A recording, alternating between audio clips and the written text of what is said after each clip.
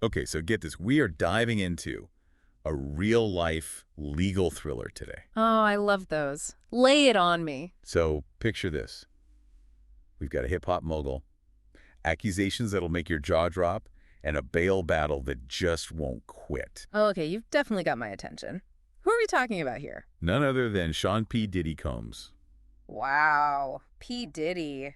This is big. All right, so what's got him tangled up in the legal system? What did I miss? Well, let me tell you, we're not talking about some open parking ticket here. Okay, good to know. The charges against Combs are about as serious as they come. Racketeering, conspiracy. They're even talking about sex trafficking. Wow, those are some incredibly serious allegations. So what does that mean exactly? I mean, what are they alleging he actually did? Well, the prosecution is being pretty tight-lipped about the specifics, but just glancing through the source material you sent, it's very clear they are going after him hard. They want to keep him behind bars. Yeah, with charges like that, it's no surprise they're pulling out all the stops. This is definitely a case where the stakes are incredibly high. And here's where it gets really, really interesting. Combs' legal team, they haven't just been sitting back, right? They actually offered a $50 million bail package. $50 million. Wow. Okay, so they're definitely serious about getting him out. Yeah. And I'm not even talking about just the money. They offered home confinement, 204/7 security detail, keeping logs of every single visitor, the whole 9 yards. They were pulling out all the stops. So what happened? Did the judge go for it? And here's the kicker. They actually offered it twice. And twice the judge said no. Whoa, twice. That's almost unheard of.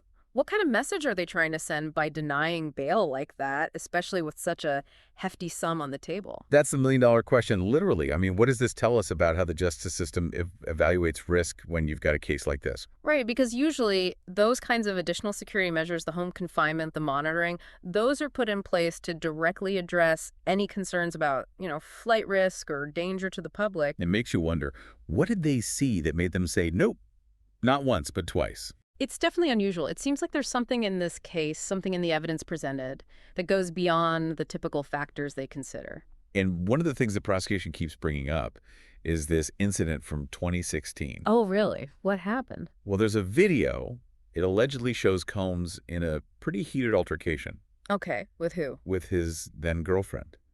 And the prosecution, they're really pushing this whole dangers to society angle. Like they're building a narrative around this video. Interesting. So they're trying to connect this 2016 incident to the charges he's facing now. Exactly. They're saying it's not just an isolated event, that this points to a pattern of behavior. Ah, I see. They're creating a narrative. So how does Combs' defense team plan on fighting this? What are they saying? Well, they are not just sitting back and letting this happen, I can tell you that. They're coming out swinging. They're basically saying the prosecution is using his celebrity status against him. Ah, the old he's only guilty because he's famous defense. Yeah, they're saying all the focus is on the sensationalism, not on the lack of concrete evidence. Which is a classic tactic in high-profile cases. Shift the focus away from the person and back to the actual evidence. Or in this case, the lack thereof. Right, because at the end of the day, innocent until proven guilty. Yeah, right? exactly. Okay, so we've got this super tense back and forth. Accusations are flying. Reputations are on the line. Sounds juicy. And then, just when you think it can't get any more complicated, Combs' lawyers drop a bombshell. They're saying they've got game-changing new information. Whoa, well, hold on. What? New information? Like what? That's the million-dollar question. They're being super tight-lipped about the specifics, but they're actually pleading with the appeals court to hit pause on their ruling. This new information thing has me really curious. What could possibly be so big that makes them pull a move like that? I mean, what kind of legal bombshell are we talking about that could turn this whole bail situation on its head? Well, we can definitely speculate a bit. Let's say they've gone and dug up some evidence that totally contradicts those witness intimidation claims, something that really throws a wrench in the prosecution's whole story. So, like, maybe proof that a key witness isn't as reliable as the prosecution is making them out to be.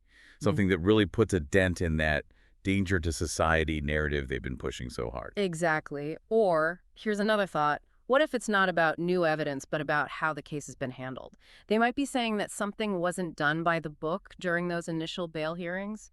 A technicality, a misstep, something that could give them grounds to challenge the whole thing. Oh, interesting. So we're talking new evidence or maybe procedural errors. Are there any other legal Hail Marys they could be trying to pull out here? What are some famous examples of these kinds of game-changer developments. It's possible they've stumbled onto a whole new legal argument, something based on previous cases or precedents that nobody even thought about before.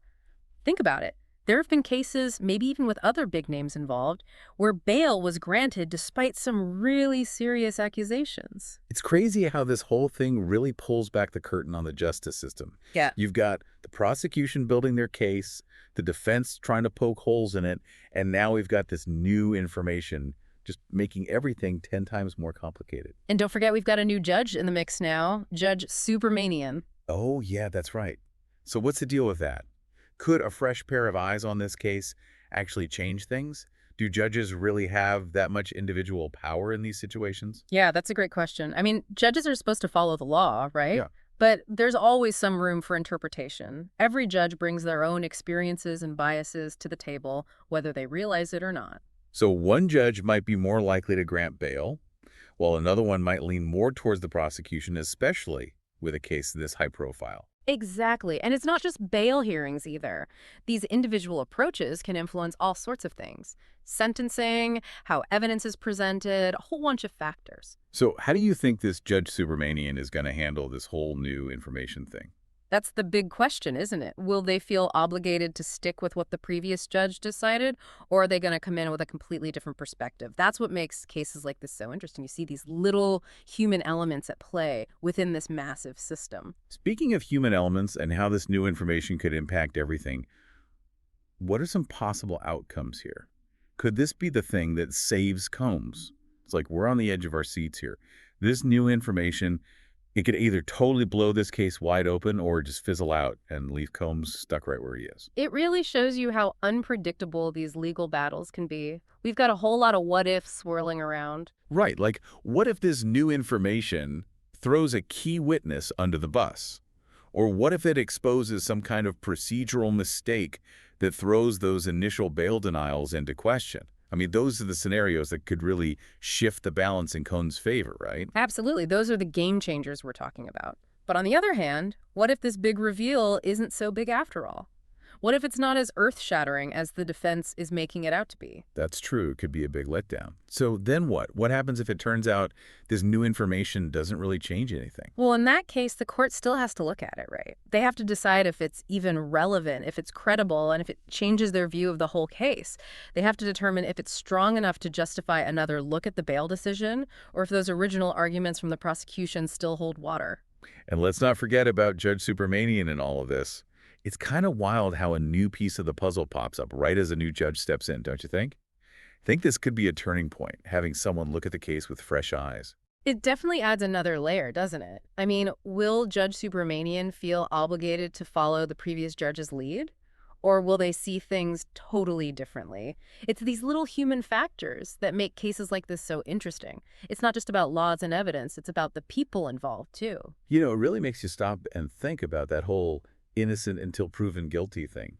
Combs is facing some seriously heavy charges here, but nothing's been proven yet. Exactly. That's a principle that often gets lost, especially in these high-profile cases. Public opinion can be swayed so easily by headlines and speculation. But imagine being in his shoes, being presumed guilty before you even get your day in court. That's what he's fighting against. It's a good reminder that the justice system doesn't always move fast. And a lot of things can affect the outcome. The strength of the evidence, different interpretations of the law, even just who happens to be involved in the case. It's a complex system, for sure. And that's why cases like this are so fascinating to follow. You get a front row seat to legal strategies, ethical debates, and this constant struggle to balance individual rights with public safety. It's a delicate dance. Well, I'll be honest, I'm hooked. I need to know what this new information is and what it means for Combs. How about you? Oh, absolutely. This is one I'll be keeping a close eye on. Any last thoughts for our listeners as we wait for the next chapter in this legal thriller to unfold? What should they keep in mind as they're following this? I think the biggest thing is to remember to be skeptical, but be informed. Oh, We yeah. live in a world with information overload, right? So look beyond the headlines, dig a little deeper, and never forget that there are always multiple sides to every story. Well said. Until next time, everyone, stay curious.